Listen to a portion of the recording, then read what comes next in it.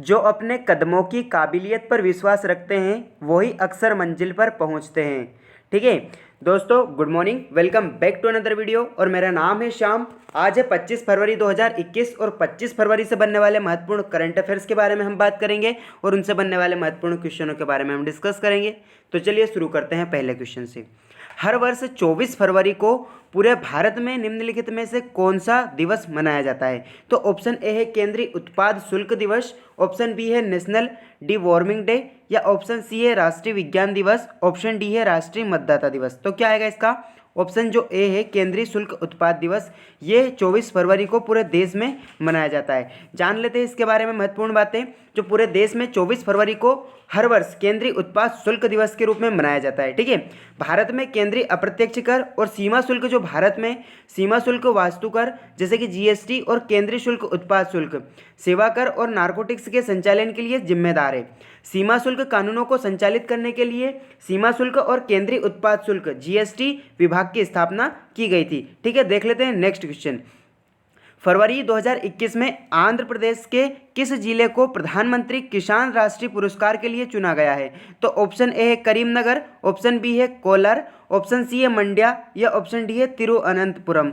तो क्या आएगा इसका? जो ऑप्शन सी है मंड्या, इस जिले को हाल ही में जो आंध्र प्रदेश के अनंतपुर जिले को प्रधानमंत्री किसान राष्ट्रीय पुरस्कार के रूप में चुना गया है। ठीक है, इसे प्रधानमंत्री किसान सम्मान निधि के तहत लाभार्थियों को 99.6% भौतिक सत्यापन के रूप में चुना गया है। कितना? 99.6%।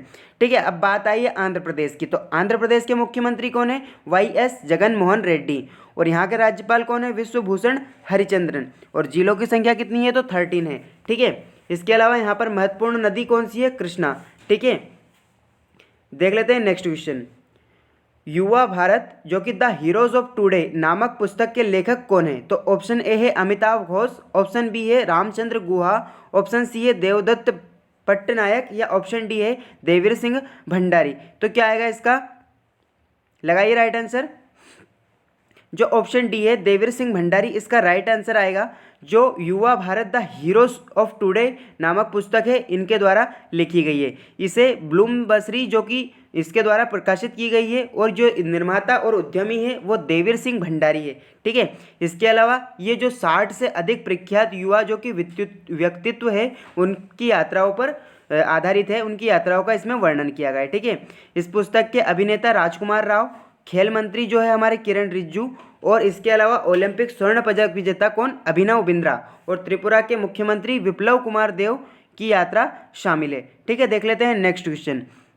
किस राज्य में 2030 तक जीवन विज्ञान क्षेत्र को $100 बिलियन तक बढ़ाने के लिए लक्ष्य निर्धारित किया है? तो ऑप्शन ए है आंध्र प्रदेश, ऑप्शन बी है पश्चिम बंगाल, ऑप्शन सी है तेलंगाना, या ऑप्शन डी है कर्नाटक। तो क्या आएगा इसका राइट आंसर? टिक कीजिए फटाफट। जो ऑप्शन डी है कर्नाटक, इस राज्य में 2030 तक जो है कि जीवन विज्ञान क्षेत्र के लिए $100 बिलियन तक के खर्च को बढ़ाने के लिए यहाँ पर लक्ष्य निर्धारित किया गया है। अब बात आई है तेलंगाना की। तो तेलंगाना के मुख्यमंत्री कौन है? के चंद्रशेखर राव, और राज्यपाल कौन है? तमिलसाई सौंदरराजन। इनको अभी हाल ही में अतिरिक्त कार्यभार कहाँ का दिया गया है? पौंडीचेरी का। ठीक है, इसके अलावा जिलों की संख्या कितनी है यहाँ पर? तो 33 है। ठीक है, अब ये जो तेलंगाना सरकार है इसने 2030 तक जो $100 बिलियन है इसमें जीवन विज्ञान क्षेत्र को विकसित करने के लिए लक्ष्य निर्धारित किया है। और इसकी घोषणा किसने की है? तो जो के.टी. रामाराव ने बायो एशिया 2021 में इसका कार्यक्रम जो रखा था, जो 22 फरवरी को, इससे इसकी शुरुआत की गई है। ठीक है, देख लेते हैं नेक्स्ट क्वेश्चन। नागालैंड सरकार ने के साथ निम्नलिखित में से किसके साथ $68 मिलियन की जो योजना है उस पर जो हस्ताक्षर किया है? तो ऑप्शन ए है IMF, ऑप्शन बी है ADB, ऑप्शन सी है विश्व बैंक, या ऑप्शन डी है NDB। तो क्या आएगा इसका राइट आंसर? जो ऑप्शन सी है विश्व बैंक। जो विश्व बैंक है उसके साथ जो हमारा नागालैंड राज्य है उसकी जो सरकार है उसने $68 बिलियन की समझौते पर हस्ताक्षर किए। ठीक है, अब बात कर लेते हैं IMF। तो IMF का मुख्यालय कहाँ पर है?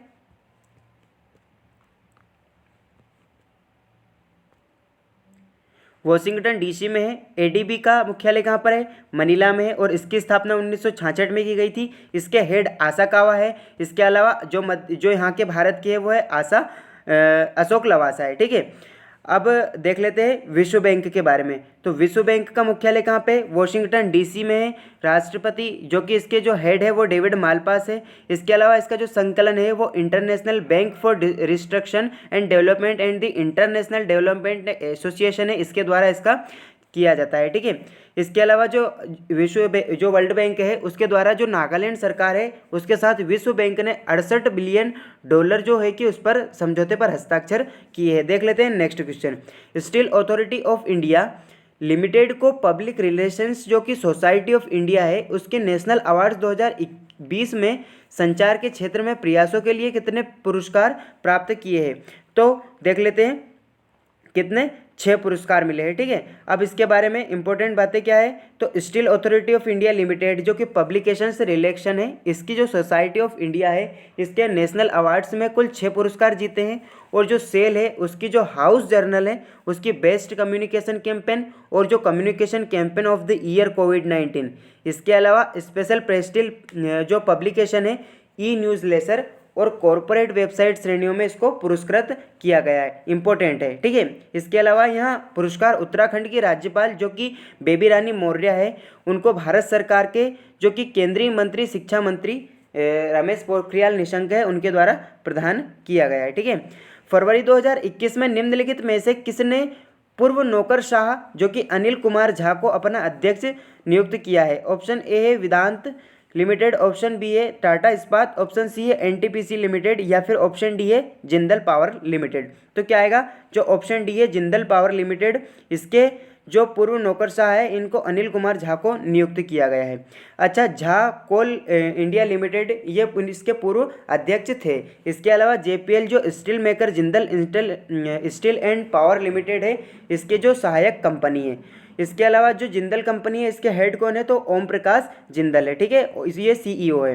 देख लेते हैं, फरवरी 2021 में उत्तर प्रदेश मंत्रिमंडल ने जो बन रहे नोएडा अंतर्राष्ट्रीय हवाई अड्डे के पास कितने एकड़ की इलेक्ट्रॉनिक सिटी बनाने के लिए मंजूरी दी है? तो ऑप्शन ए है 500 करोड़, ऑप्शन बी है 600 करोड़, ऑप्शन सी है 700 करोड़ या ऑप्शन डी है 800 करोड़। तो क्या आएगा? जो ऑप्शन जो बी है 600 करोड़ इतने रुपये कि जो उत्तर प्रदेश मंत्रिमंडल है इसमें जो नोएडा की साइड में जो भूमि है उस पर जो इलेक्ट्रॉनिक सिटी है उसको बनाने की घोषणा जगह दी गई है उसको।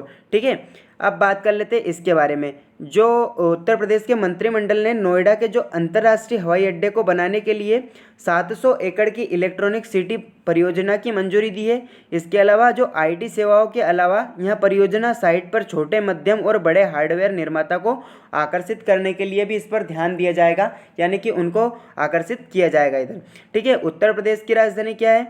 तो लखनऊ है और मुख्यमंत्री योगी आदित्यनाथ है, राज्यपाल आनंदीबेन पटेल है और जिलों की संख्या 75 है। इसके अलावा इसमें विधान परिषद है और विधान परिषद सीट यहाँ पर 100 है। इसके अलावा देख लेते हैं नेक्स्ट क्वेश्चन। राष्ट्रपति रामनाथ कोविंद ने जो फरवरी 2021 में गुजरात के किस शहर में दुनिया के सबसे बड़े स्टेडियम सरदार वल्लभ भाई पटेल क्रिकेट जो स्टेडियम है इसका औपचारिक उद्घाटन किया है? तो इसका राइट आंसर क्या आएगा?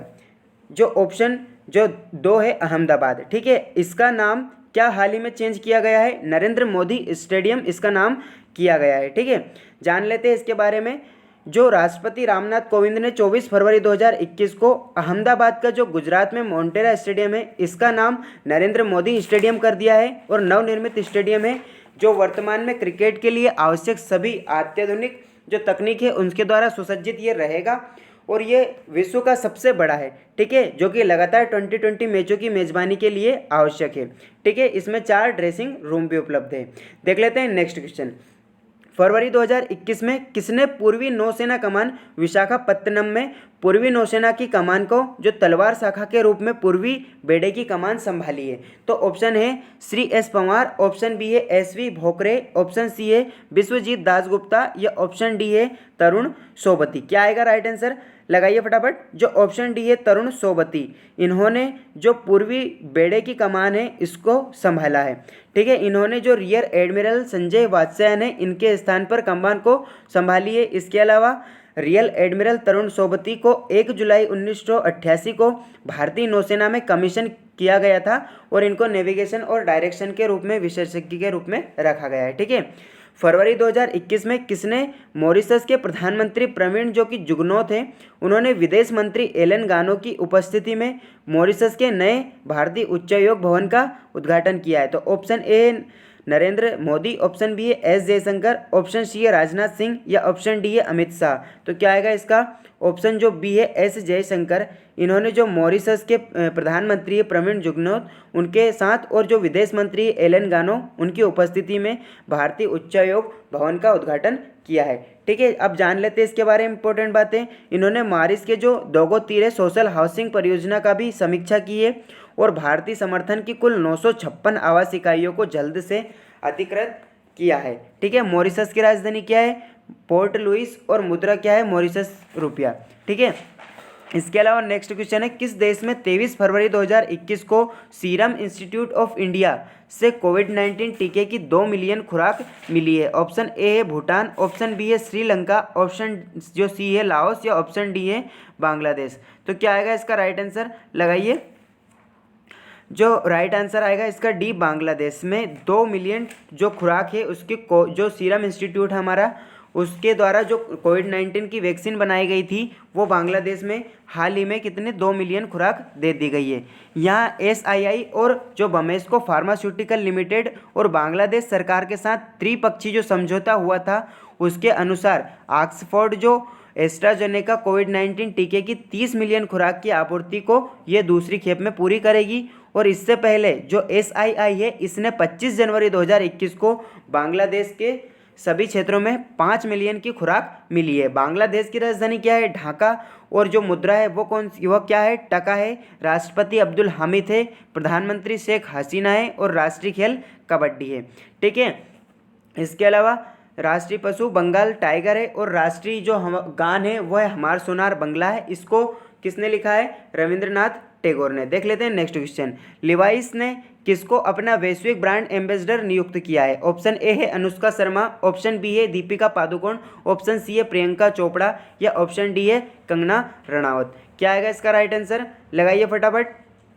जो ऑप्शन बी है दीपिका पादुकोण, इनको लिवाइस के जो अपनी जो वैश्विक ब्रांड एम्बेसडर नियुक्त किया गया है, इनको क्रिस्टल अवार्ड से भी सम्मानित किया गया है। इसके अलावा देख लेते हैं इसके बारे में इंपॉर्टेंट बातें। तो दीपिका पादुकोण को ब्रांड एम्बेसडर नियुक्त किया गया है लिवाइस का, जो संघ महिला उपभोक्ताओं की एक नई पीढ़ी को आकर्षित करेगी और महिलाओं के कपड़ों को विस्तार कर रही है। इसके अलावा दीपिका भारत के ब्रांड एम्बेसडर का चेहरा बनने वाली पहली महिला सेलिब्रिटी है। इसके अलावा यहाँ लिवाइस की फैशन फिट जो कि एक नई श्रृंखला पर केंद्रित है, नए अभियान को चलाने की मंजूरी इनको दे दी गई है। फरवरी 2021 में निम्न में से किसने एक विज्ञापन प्लेटफॉर्म लॉन्च किया है? तो ऑप्शन ए है BSNL, ऑप्शन बी है भारती एयरटेल, ऑप्शन सी है जियो या ऑप्शन डी है वोडाफोन आइडिया। तो क्या आएगा इसका राइट आंसर? जो ऑप्शन बी है भारती एयरटेल, इसने फरवरी में अपने एक विज्ञापन प्लेटफॉर्म को लॉन्च किया है। ठीक है, जो भारती एयरटेल लिमिटेड है इसने विज्ञापन पोर्टल को लॉन्च किया है। एयरटेल एड्स प्लेटफॉर्म जो कि ब्रांडों को टेलको के तथा ग्राहकों के लिए सहमति आधारित और सुरक्षित अभियानों को बनाने के लिए अनुमति देता है। और एयरटेल मोबाइल की जो डायरेक्ट टू होम है, जैसे कि DTH बोलते हैं हम उसको, यह होम से सहित व्यवसायों को 320 मिलियन में अधिग्रहण जो कि ग्राहक है उसको दे दिया जाएगा।